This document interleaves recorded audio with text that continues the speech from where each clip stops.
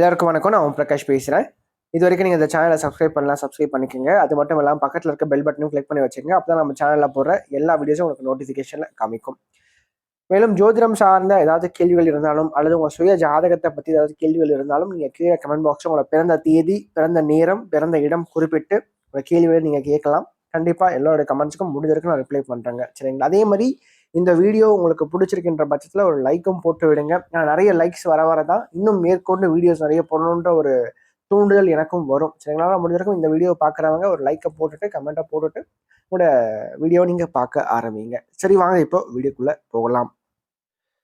இந்த வீடியோ நம்ம என்ன பார்க்க போறோம் அப்படின்னா, ரிஷபராசி மிருகசீரிஷ நட்சத்திரத்தில் பிறந்தவங்களுக்கு 2025ஆம் ஆண்டு சனி பயிற்சி பலன்களை பற்றி நம்ம தெளிவாக பார்க்க போறோங்க. இந்த சனி பயிற்சி வந்து ரொம்ப முக்கியத்துவம் வாய்ந்த சனி பயிற்சியாக பார்க்கப்படுது உங்களை பொறுத்த வரைக்கும். சரிங்களா?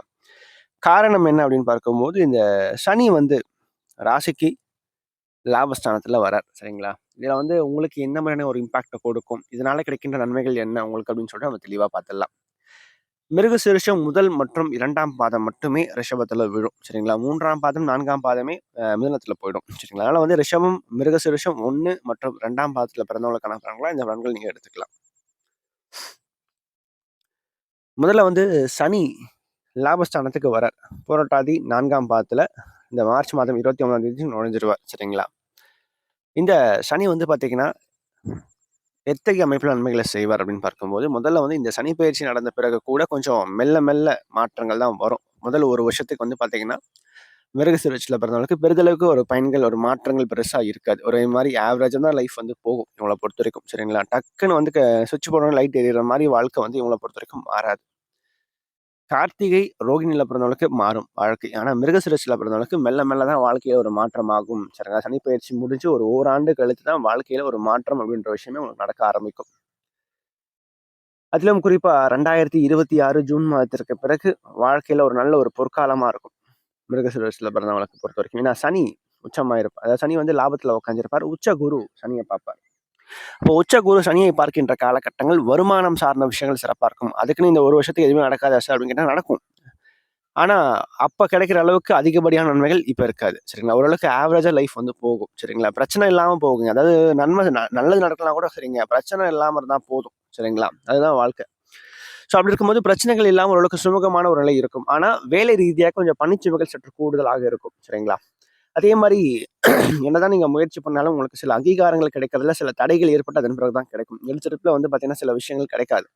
கொஞ்சம் போராடி தான் நீங்க வந்து அத அடையிற மாரி இருக்கும் வேலை ரீதியாக. ஆனா 2026 பிற்பகுதியில வந்து பார்த்தீங்கன்னா, ஒரு சிறப்பான ஒரு ஏற்றத்துக்கான ஒரு அடித்தளமா கண்டிப்பாக இருக்கும் உங்களோட வாழ்க்கையில. சரிங்களா? நீங்க என்னெல்லாம் இழந்தீங்களோ, என்னெல்லாம் வந்து ஏமாற்றங்கள் அடைஞ்சீங்களோ, வாழ்க்கையில ஒரு தொழில் நிலையான ஒரு தொழில் இல்ல, நிலையான ஒரு வேலை இல்ல, ரொம்ப கஷ்டப்பட்டுட்டு இருக்கேன் சார். என் வாழ்க்கை ஏன் இப்படி இருக்கு? என்னால ஒரு நிலைமைக்கு வரவே முடியல. நானும் கஷ்டப்பட்டு உழைக்கிறேன், முன்னேறலாம்னு நினைக்கிறேன். ஆனா என்னால முடியல.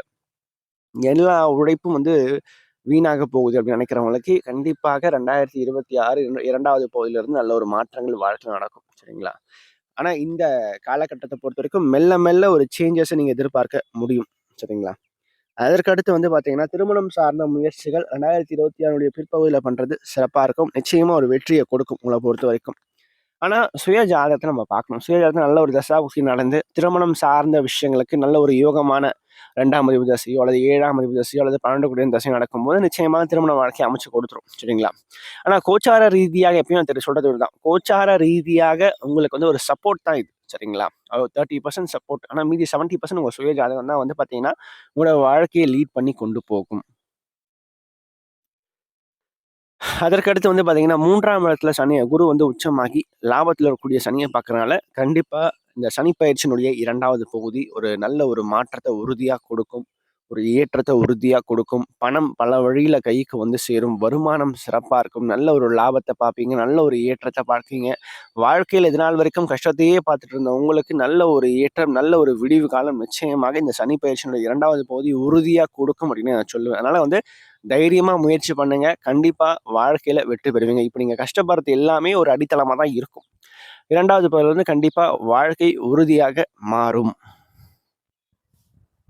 மேலும் இந்த வீடியோ உங்களுக்கு பிடிச்சிருந்தா லைக் பண்ணுங்க. பிடிக்கலன்னா நீங்க தாராளமா நீங்க டிஸ்லைக்கும் பண்ணலாம். சரிங்களா? அதே மாதிரி இந்த வீடியோ பத்தின ஏதாவது கேள்விகள் எதுவா இருந்தாலும் நீங்க கமெண்ட் பாக்ஸ்ல கமெண்ட் பண்ணலாம். அது நல்ல விஷயமா இருந்தாலும் சரி, கெட்ட விஷயமா இருந்தாலும் சரி, உங்களோட தோன்ற விஷயங்கள் நீங்க கமெண்ட் பாக்ஸ்ல கமெண்ட் பண்ணுங்க.